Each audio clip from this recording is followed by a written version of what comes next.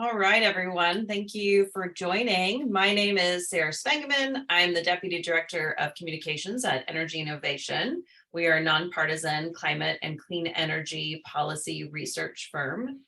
And welcome to today's webinar on reaffirming California's climate leadership, insights from the Energy Policy Simulator. Our research shows California would need to triple its historical rate of emissions reductions to meet its climate targets. And the 2022 scoping plan is really our last opportunity to chart a path to meet those goals. So we've got to get it right.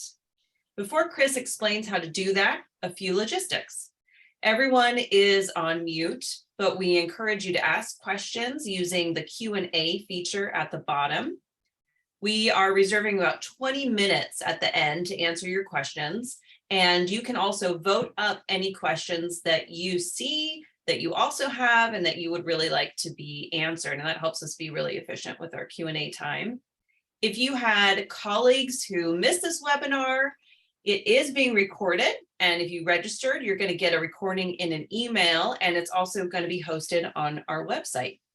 And now I will introduce our presenter. Chris Bush is our Director of Research and an expert on California climate policy. He developed all of the scenarios that he's going to talk about, and he is the lead author of the report. I wanted to share with you really quickly the link to the Energy Policy Simulator in the chat. So I'm going to share that link with you so you can feel free to explore it after the webinar. And then I also wanted to provide you a link to the research itself. And oops, it looks like I'm not sharing that with everyone. Here you go. Here's the link to the research, and you'll see where you can download the report and a one-pager that has all of the top level findings. And so without further ado, I'm going to now pass it over to Chris.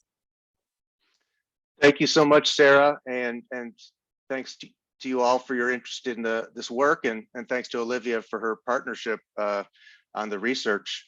I'm going to go ahead and start up my presentation. Sharing my screen here. As Sarah mentioned, this is some research that we've done that connects to the scoping plan process that's ongoing. It's really the only dedicated economy-wide policy planning process in California, and it's only happens every 5 years. So it's really the last scoping plan that will meaningfully affect the whether we hit the 2030 target or not.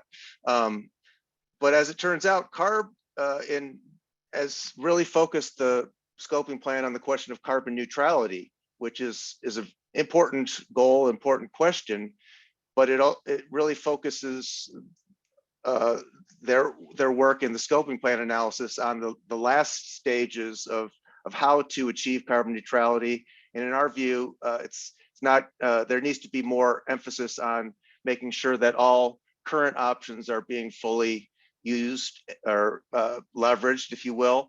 And so we see a need for more attention to early action. And we see some current opportunities with existing technologies not being fully exploited or taken advantage of, if you will, or put to use in current plans. So that's a bit of the background, and I guess let's move on now to really where we end up. I'm going to take you where we end up, and that's our recommendations. And then after this, we'll go a bit more into the background of the model we use and the results it's showing, and some comparisons to the scoping plan. But didn't want to wait too long before the most important part of the work, and that's the recommendations we see coming out of it. And they're listed here, 5 primary recommendations. One is to accelerate the trajectory for reaching 100% new zero emission vehicles in new light duty vehicles, including light duty trucks. Currently, the state is planning for a 2035 timeline to reach that goal, and we see benefits to aiming for 2030 instead. On heavy duty freight trucks, we see benefits to aiming for 100% zero emission vehicle sales by 2035. Moving on, the second recommendation is around building electrification, and for comparison, the scoping plan scenario that CARB is modeling as they're sort of capturing their scoping plan recommendations, they're planning to reach 80% electrification of building components, if you will, in terms of new, we refer to new appliances here, in order to cover both new homes and also end of life replacements in existing homes. So in our recommendations, we are suggesting 100% electric building component sales by 2030, and that compares to 80% in the scoping plan, proposed scoping plan scenario, or the proposed scoping plan, which incidentally, CARB will be discussing and taking comment on this Thursday, June 23rd, at a board hearing. So certainly encourage everyone to have their voice heard at that meeting. The third recommendation highlighted here relates to boosting the clean energy standard. The current standard earlier this spring was increased using PUC authority, going beyond the 60% minimum required under SB 100. And that's going to reach in the PUC's estimation around 72% renewables by 2035. No, sorry, 2032. They actually model in terms of the sector emissions. And so 30 million metric tons is the 32 million metric tons is the current 2032 target. Here you see the numbers we're reaching in our recommended scenario, and that's somewhat higher, actually reaching 84% renewables and 99% zero emission resources in 2032. Just noting that that's based on retail sales. So it's not, at that level, it's not 100% clean energy, although we do get there by 2035. In the fourth recommendation relates to industry fuel switching, and particularly encouraging as much electrification where possible and switching to hydrogen from lower emission production methods where necessary, where electrification isn't technically feasible. And then this last recommendation relates to electricity rates, which are under threat, if you will, or electricity affordability is going to be increasingly affected by wildfire damages. And so we have some billions already in the pipeline's not the right word, lining up in future years. They're going to be these costs are already known and going to be adding to rates in coming years. And so between liabilities that the utilities may have, and this isn't to let them off the hook for those mistakes or negligent choices, but between those liabilities and future grid hardening in recognition of the coming climate threats, there's a need to keep an eye on electricity affordability and to find other revenue sources to make sure for this important electricity, which is a keystone or linchpin, if you will, in decarbonization, to make sure that electricity remains affordable. So now, stepping back to offer some background about the Energy Policy Simulator. It's a tool that aims to inform policy to make sure it's as effective, efficient, equity enhancing as possible, and do that in a way that's data supported. And it's our model is open source. It's freely downloadable. You can modify it with freely available software, and that's in addition to the web application interface that Sarah mentioned earlier. Just to show you the many countries and states that the model's already been applied in, those places are pictured here. And all these are open source resources where you can download both the model and then the data inputs to change or to use as resources themselves. We released the first version of the California Energy Policy Simulator in January 2020. And so this is an update to the 3.1.1 platform.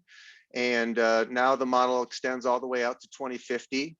The EPS team, Olivia and colleagues, have added a macroeconomic module or a model inside the model itself. So there's both a system dynamics model directly calculating policy impacts, and then those policy impacts are fed into a macroeconomic model to be able to assess job and GDP, or gross domestic product impacts, and also the public health aspects of the model.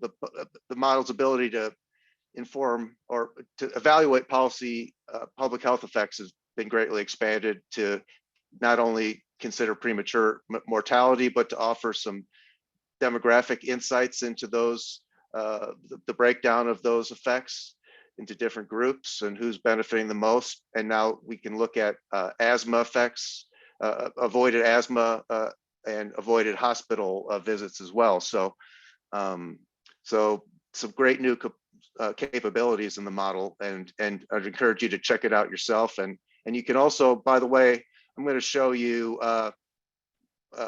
several scenarios, but and really talk mostly about this yellow line here. You'll see the deeper decarbonization scenario. But anyone who wants to develop their own scenarios going further or changing the combination can do so themselves at our website. So to tell you a little bit about what we're seeing on this slide, it's the three scenarios that you'll see listed at the California EPS website, and they're the scenarios we've prepared both to, in the first case at the top level, show the current trajectory of emissions if there were no additional policies added. That's the business as usual or BAU scenario, the gray line at the top. And I should mention, as the graph marches to the right, that's increasing in time. So year by year, that's the horizontal axis, if you will. And then on the vertical axis, that's the amount of greenhouse gas emissions in any particular year in a scenario. Or if we're pointing to reductions, that can also show us reductions as well, as we'll see here in some of the notes on the graph, which show, for example, the distance between the blue line, which takes into account things not only in law or regulation already, but executive orders and other commitments to go further than current regulation may do. For example, the blue line includes the current advanced clean cars regulation, even though it hasn't been approved yet. That regulation reaches 68% light duty vehicle sales as ZEVs in 2030, going up to 100% by 2035. So that committed policy scenario includes as well, it includes the carbon price, a carbon price extending beyond 2030, the current extent of the legal authority, if you will.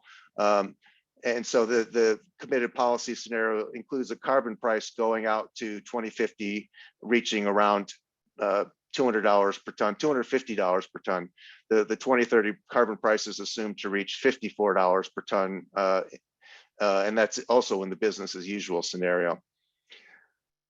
Now, what I wanted to mention is just the deeper decarbonization scenario we developed to push as far and as beneficially as we can below the 2030 target and beyond.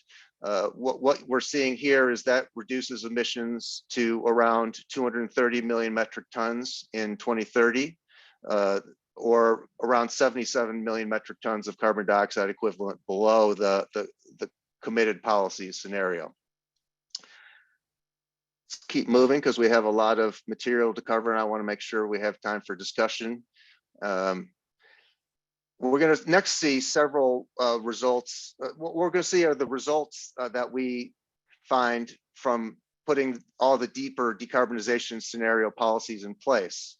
and those include not only the recommendations, but some additional ones, as well as, for example, the sustainable community strategies policy that's in the scoping plan. That's included in the deeper decarbonization scenario, and we can review the scenario in greater detail if there's interest after the prepared comments.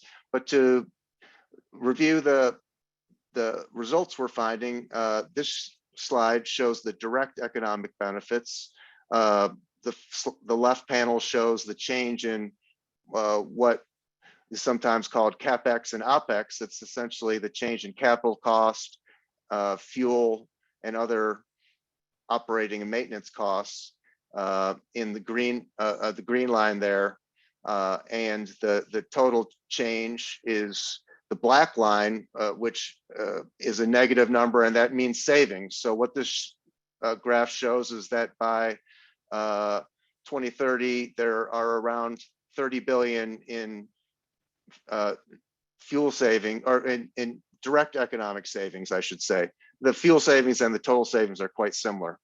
And on the right-hand side, what we see are household effects, and so sizable affordability benefits for households. I don't have the number on the tip of my tongue. I think it saves around $1,500 per household in 2030 and around $2,000 in 2035. Those numbers are in the report in the executive summary, the specifics. So if you're interested in that, those results, I encourage you to check the summary to make sure that we have the details right. The next slide looks at macroeconomic benefits and specifically change to gross domestic product, GDP, and on the right, monetized social benefits, which are both public health benefits and avoided climate damages. And I'll just hit the highlights here, and that is, again, the black lines are the total values, and so the left panel shows net change in gross domestic product of about plus $28 billion in 2030. And on the right, we see that monetized social benefits almost reach 60 billion by 2050. And so almost twice as many of the social benefits as the monetized social compared to GDP. This next graph compares job, but actually shows two different breakdowns of job creation. On the left, it looks at sector effects, and at the right, it looks at different types of job creation effects, direct, indirect, or induced. And what these both show is that around 2036, net jobs are added to the tune of around 200,000 jobs, not quite, around 197 plus some change at the maximum. And so these are annual numbers. And so the tailing off or the reduction in later years doesn't indicate any sort of negative effect in this case, but is just a smaller benefit. And we can talk about why that happens. Basically, it comes down to expectations, but there'll be a lot of EVs by 2040, et cetera, even without some policy, because they're looking so good on a technological basis, even though we certainly need a policy to make the transition as equitable, fast, and effective as we need. This next slide looks at health effects, health benefits, specifically lives saved or avoided premature deaths per year. And we see on the left total, on a total basis, about 4,100 avoided premature deaths by 2050. And the right-hand side, we have a breakdown of the percent reduction in incidents per year for different racial groups. Next, I'm going to talk about one of the nifty outputs of the model, and you can find these and many, about 100 data visualizations or more on the website, and everything's downloadable, so you can download the graph itself or the data from this graph to customize it as you'd like. What this graph shows is the reductions for each policy in any given year. And what I'd like to do, this shows the full sweep of policies in the deeper decarbonization scenario. But what I did in the next graph is pull out some of the larger chunks, if you will, the bigger, the policies that have the most effect on emissions, the ones that you saw reflected in our recommendations. And these are colored here. Yellow is the increase in the clean energy standard. It reduces in magnitude in later years, basically because of the requirement that SB 100 itself approach, reach 100% clean energy.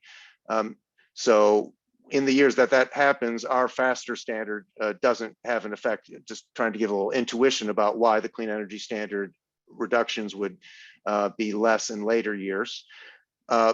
Moving down the graph, and I should just mention again, the setup of this graph, we have the years across the horizontal axis on the bottom, and then the vertical axis is emissions or emission reductions in terms of million metric tons. So the golden wedge is clean energy standard at a higher level.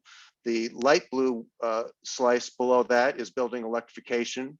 The golden slice below it is zero emission vehicle standards reached more quickly. And the dark blue portion or part or wedge at the bottom shows the effect of switching industry to electricity as much as possible, or hydrogen as well, where necessary. This is another similar graph that provides an overview picture of policy performance, if you will. In this case, it's a slightly different setup. So along the horizontal axis, that's the width of a box in this graph tells us the average abatement, the average yearly million metric tons reduced for that policy. And the horizontal axis tells us the cost. So if it's below zero, that's a cost saving policy. You can see the mode shifting policy at the far left in teal, maybe, is actually saving more than $2,000 per ton. And then policies where the box representing the policy is above the x-axis or the horizontal axis, those are policies that have a net cost before accounting for social benefits, I would add, which are substantial. So again, what we do with this next graph is to highlight these policies which we've lifted up or spotlighted in our recommendations. Again, the golden box at far left, those are the zero emission vehicle standard acceleration. The yellow box is the clean energy standard. The light blue is building electrification, and the dark blue is fuel switching in industry with electrification preferred. Now we wanted to offer some comparisons to the scoping plan, and in particular, there's a rather heavy reliance on carbon dioxide removal in the scoping plan that deserves to be understood and debated. Our policy recommendations rely primarily on existing technologies. Heat pump technology is the core of building electrification. They're building heat pumps are commercially available and ready, et cetera. There are two kinds of carbon dioxide removal. Let me mention CCS is carbon capture and storage, or carbon capture and sequestration, and that occurs at the end of sort of co-located with industrial processes, if you will. It can either be sort of at the end of a pipe, or in the case of a cement kiln, capturing process emissions from cement production. So those can be, that type of carbon dioxide removal can be contrasted with direct air capture, which is a new type that's being explored. It hasn't been proven at scale. The idea is that you can put a machine anywhere and it can just pull carbon dioxide from the atmosphere. And so in our view, it's a mistake to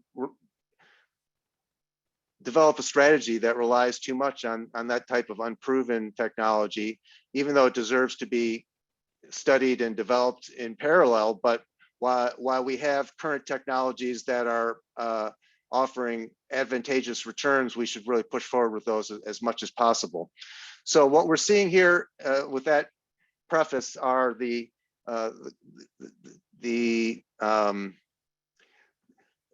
proportion of carbon dioxide removal emissions in the deeper decarbonization scenario that we've developed using the California EPS on the left.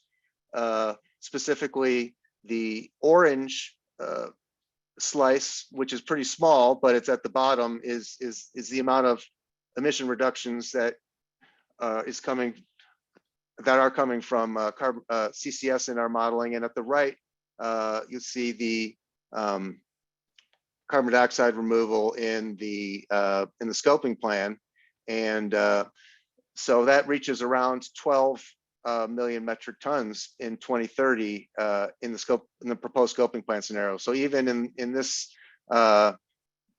decade, they're counting on a fair amount of CCS at refineries.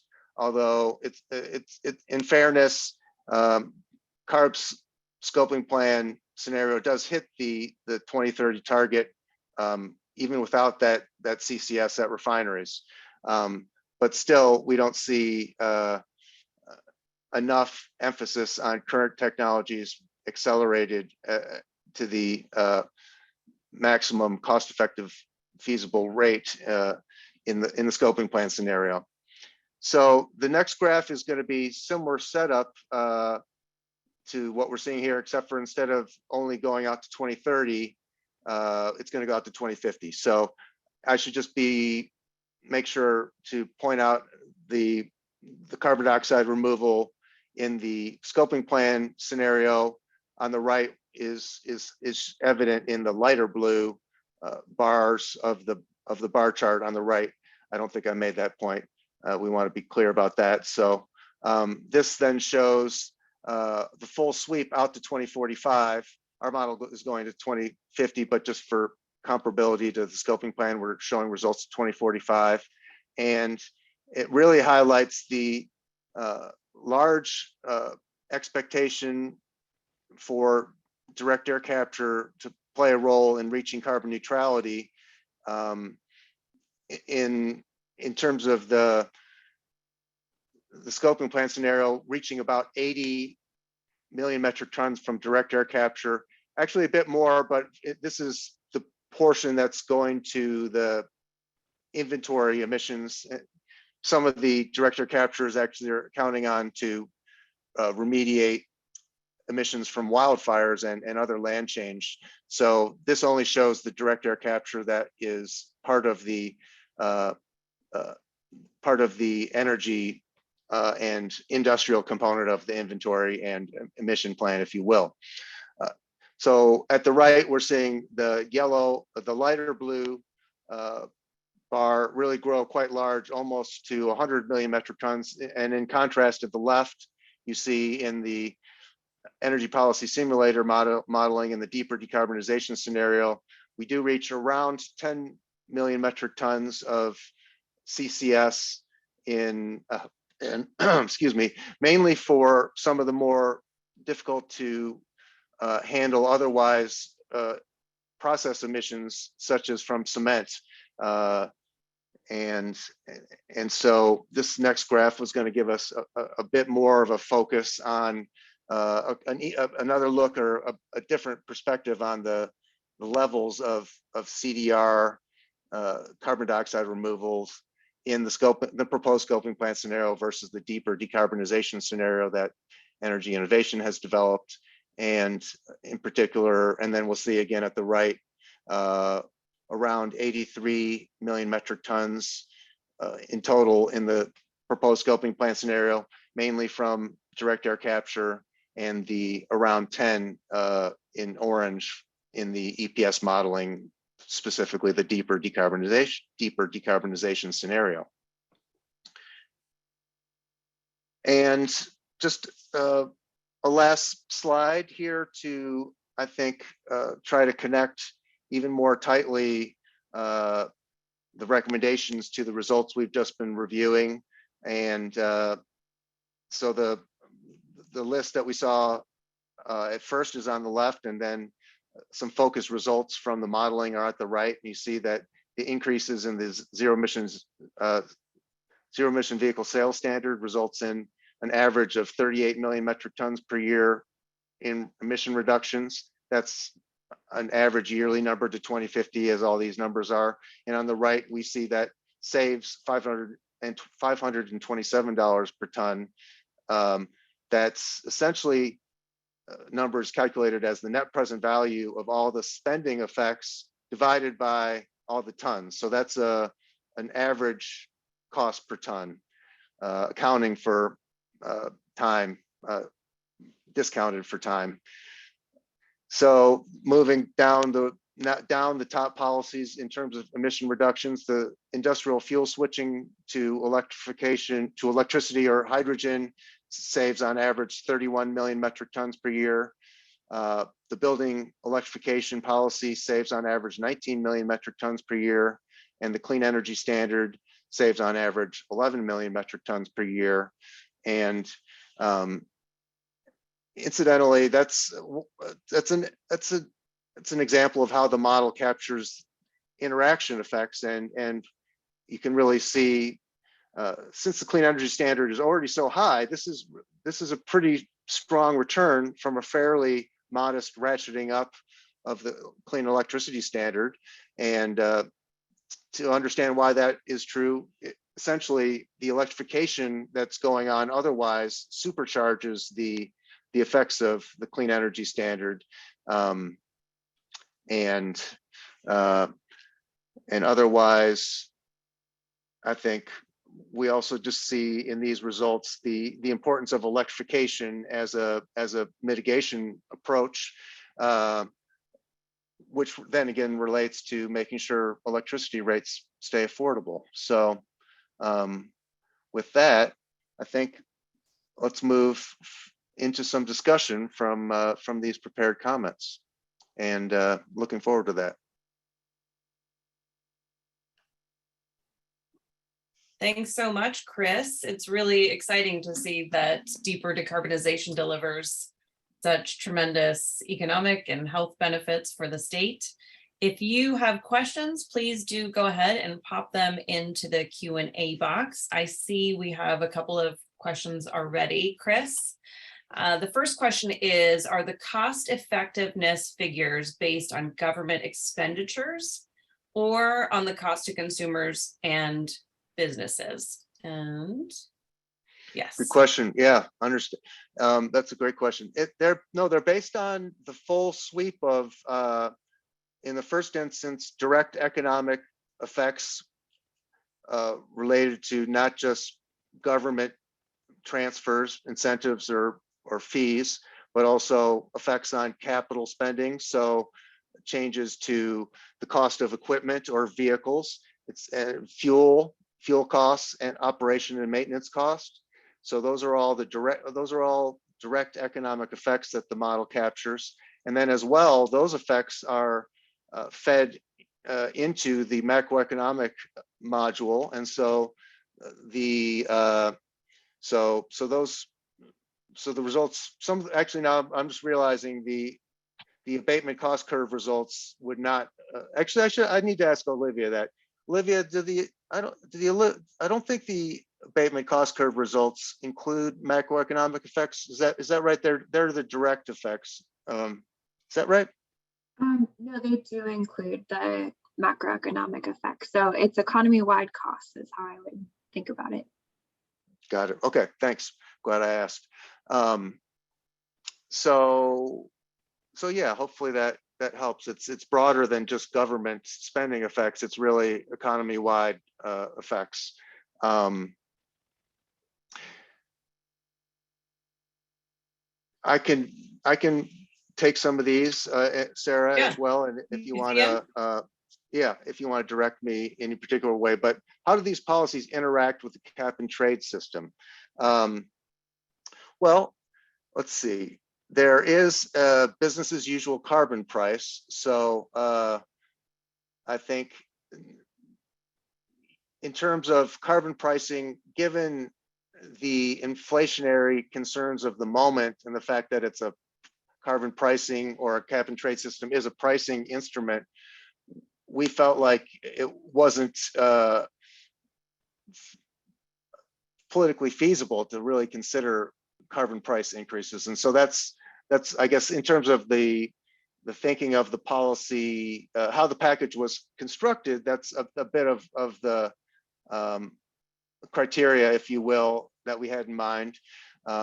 Didn't seem that strengthening the cap and trade system was likely to happen. And so that's a bit why that some of why we focus more on the performance standards, but also you can see the performance standards really are effective, and California has a long history of developing, I would say, cost-effective performance standards that include flexibility mechanisms like credit trading, like you see with the low carbon fuel standard, for example, or the zero emission vehicle sales standard policy has a credit trading policy to, I would say, in a sense, blow up the binary definitions of policy from pricing to command and control. And I think one of California's big contributions has been to blow up that dichotomy and to have hybrids between performance standards and pricing policies. So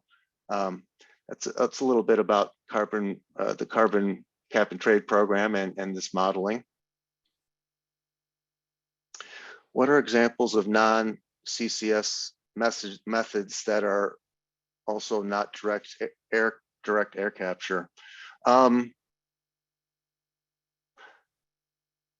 I don't think, well, I mean, carbon dioxide removal more generally, I'm not necessarily, I don't consider myself necessarily an expert on carbon dioxide removal, but if we're thinking about everything that's under the umbrella of carbon dioxide removal, there's also tree planting, for example. That's a way to pull carbon dioxide from the atmosphere using plants, but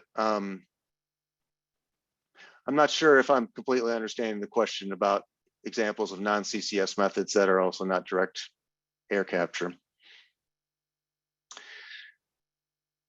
In terms of policies requiring legislation, or can these be implemented by CARB or other agencies? Great question. Yeah, I would think, let's see. In terms of, I would say we have to go policy by policy. On zero emission vehicle standards, in that case, my understanding is that there would probably require EPA approval of a waiver, since under the Clean Air Act, California has authority to set vehicle standards, but only with approval, which is supposed to be pro forma as long as the conditions are met, though we've seen under some administrations that isn't the case. So I think I would say in general, I would say several of these requires, several could be done with existing authority.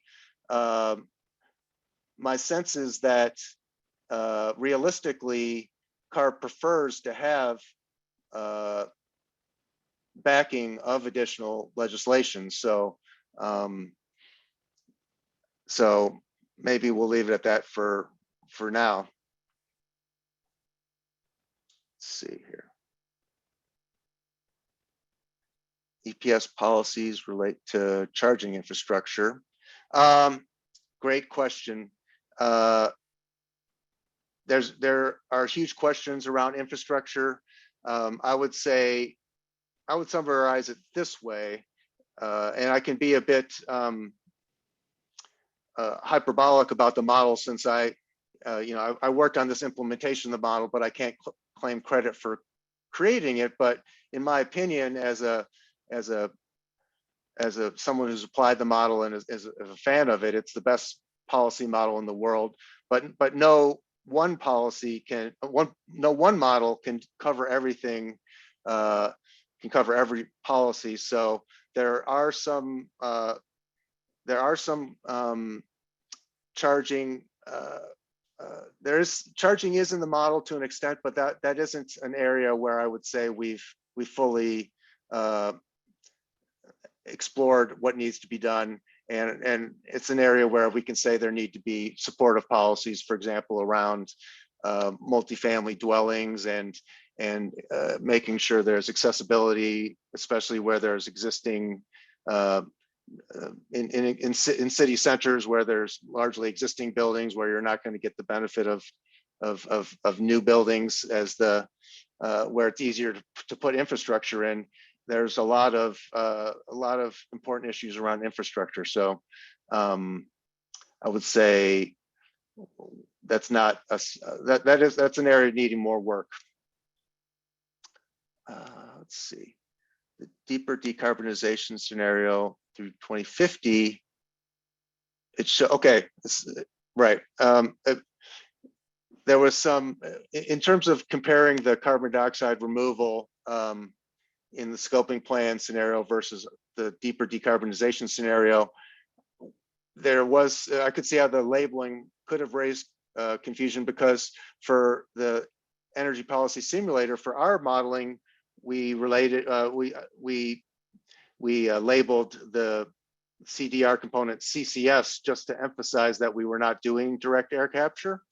And for the carbon dioxide removal under the scoping plan, we labeled it as carbon dioxide removal because it's doing both carbon capture and storage and direct air capture. So hopefully that explains a little bit what's going on with those labels.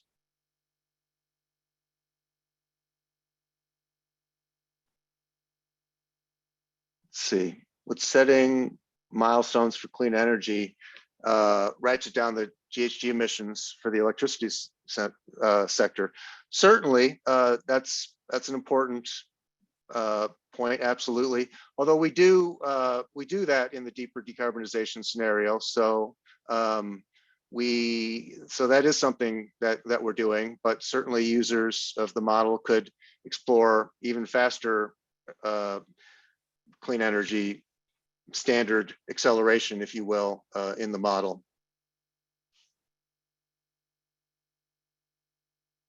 Did I miss any, Sarah? I think you got them all. I'm excited to see all these questions. Do other folks have any other questions? We've got a few more minutes, or welcome comments as well. Comments, absolutely. Go ahead, Chris, if you have something else you wanted to mention. Oh, I realized I was a little bit high level on the important question of practical implementing authority and agency, and whose job it would be to make these recommendations real. So I was going to while people might be pondering other discussion points, I was going to think about or talk about that a little bit more, because certainly on the clean energy standard, that is a place where there is existing authority. And so we saw with the I believe it was February, it was certainly the spring, where the agency, the California Public Utility Commission, went beyond the requirement of the law. That was an example of where they exercised the authority they had to go further. So in terms of the electricity sector, I do not think additional legislation is required. Although there is, on this topic, legislation that would add some interim targets. I believe it's SB 1020 is proposing, if I'm not mistaken, 90% it's a 90% and 95%, I believe, by 2035 and 2040. So that would be a case where the legislature is actively looking at adding additional legal. They're thinking about prescribing some additional outcomes, but the Public Utilities Commission has shown they can go beyond the minimum recently. So we talked about vehicle standards. On building electrification, I think there is existing authority under some of the health and safety codes in terms of internal combustion or combustion devices inside homes that could be a way to require zero emission building components, which would then lead to building electrification technologies, since I don't believe there would be any other zero emission building component possibilities, which reminds me to mention just the reason the zero emission vehicle standard is often referenced that way is because hydrogen vehicles are a possibility. You can have fuel cell vehicles that are have no tailpipe emissions, and so they qualify under the technologically neutral zero emission vehicle requirements that CARB has. However, the fact is that hydrogen vehicles are more expensive, and hydrogen's more expensive. So generally, electric drive vehicles are expected to be the solution in the transportation sector for carbon neutrality, and our modeling results suggest as much, and are in line with others that are reaching similar conclusions. The industrial, so the industry fuel switching bit is an interesting one to think about in these terms, where we're trying to get from the high level vague or modeling terms into the specifics of policy. And as folks may know, Senator Josh Becker had passed a bill last year, SB 596, if I'm not mistaken, that set carbon intensity requirements for cement and concrete production. And so we see that, which is important because those are some of the main burners of coal in California, and they're largely in Central Valley or inland areas where air quality is already a problem. And so that's a very exciting development that law was passed, and we see that as a possible template for use in other instances. And wanted to highlight in particular in the modeling we found, or in this work, we came across an interesting possibility around food and beverage processing, which is a major user of natural gas in the industry, in California industry.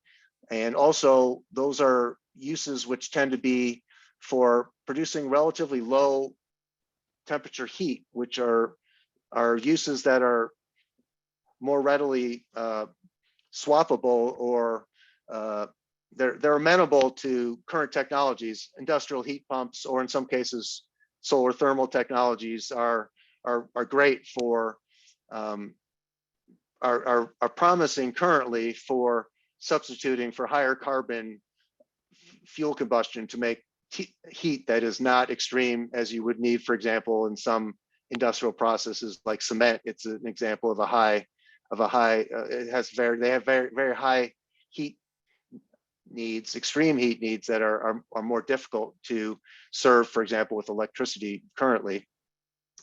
And so we see, specifically when we looked at natural gas use, if you include a couple of subsectors from the pathways modeling, food and beverage and food and beverage processing, when you add those together, they're the third largest user of natural gas in industry after oil extraction and petroleum refining.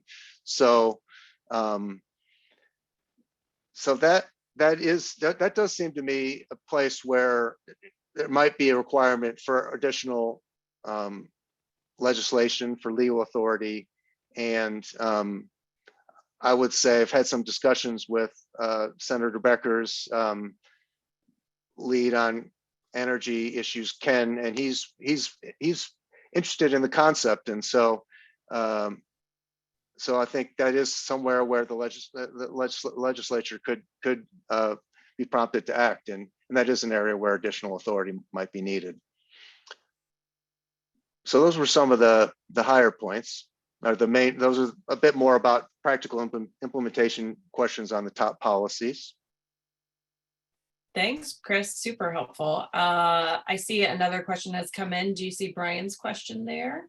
Let's see. Actually, quite a few questions have come in. 3 questions have come in. Brian, and then a couple other folks. Great. I see. Yeah, thanks. Right. Good points. And I worked for the Blue Green Alliance about 10 years ago, so I'm familiar with some of these delicacies, and I think there is some help in our model, even though it's not necessarily going to answer every question. But we do break down jobs by type, and so we can look at, for example, direct jobs in manufacturing that are being produced, as opposed to induced jobs that may be more likely in retail, for example. And I think so there is some possibility to look then at if we're quality of job, if we're looking for more construction or manufacturing as some of the more accessible jobs that we want to cultivate in California. We do see gains of those types. And I would just say we've also done some work, and I know Tesla is a problematic company, certainly from given what we're, the suit that has been brought about racial bias that we've seen recently, and their labor practices being in terms of not being unionized. So with that as a preface, I would say we have seen direct auto manufacturing jobs jump to twice their historical level, about 20,000 jobs in direct auto manufacturing jobs. And you can tie that directly to the growth in the EV sector. And there's been some interesting work at the LA Economic Development Commission, which did a statewide study of the whole supply chain and industry level look at jobs that are being created through new EV companies, and that found over 250,000 jobs across the EV ecosystem, if you will, with an average wage of $91,000. So, so that's a couple thoughts on the, I guess, job quality and labor concerns. In terms of suggested policies, thinking about which of these is going to have the most value outside of California. Well, I would say that's not something we modeled, so I would be more based on intuition or other knowledge, but I think so. I'm not sure. I'm not sure I have a. Thank you, Brian. I'm not sure I have a thought off the top of my head in terms of sort of spillover effects outside of California. I would say generally California's optimism can do vibe, if you will, for lack of a better word, and California's willingness to be at the forefront historically has been an important source of energy in international action. And so to the extent California is perceived as wavering somewhat, I think that is going to reverberate. And so overall, I think a return to grounded optimism would have spillover benefits in terms of encouraging others that we are confident about the transition being doable and manageable and even beneficial.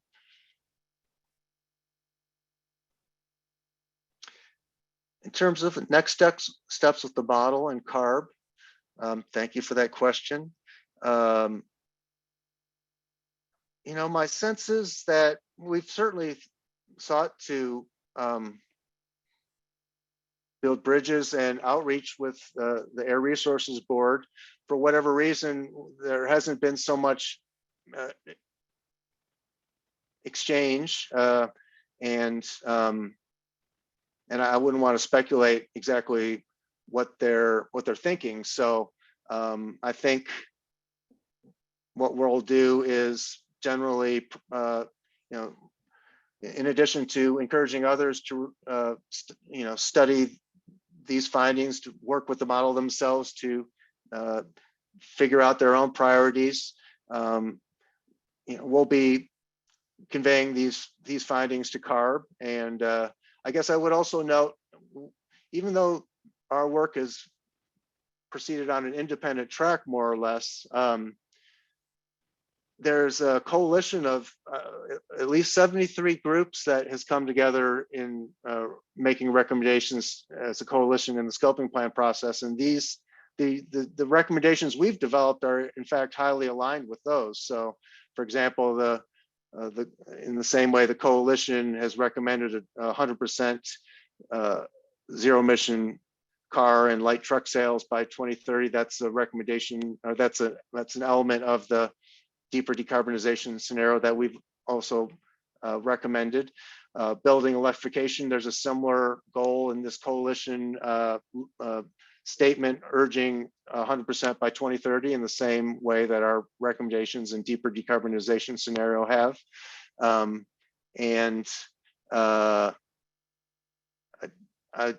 I don't remember all the other touch points, but that's a promising development for us. And so we hope that this work can help advance the work of change makers that are you know, on the front lines of policy change. Thanks, Chris. That's a perfect way to end the webinar. And thank you everybody for attending. To make sure you get all of our latest research, be sure to sign up for our newsletters, and the recording will go out tomorrow, and we welcome any additional follow-up questions that you have.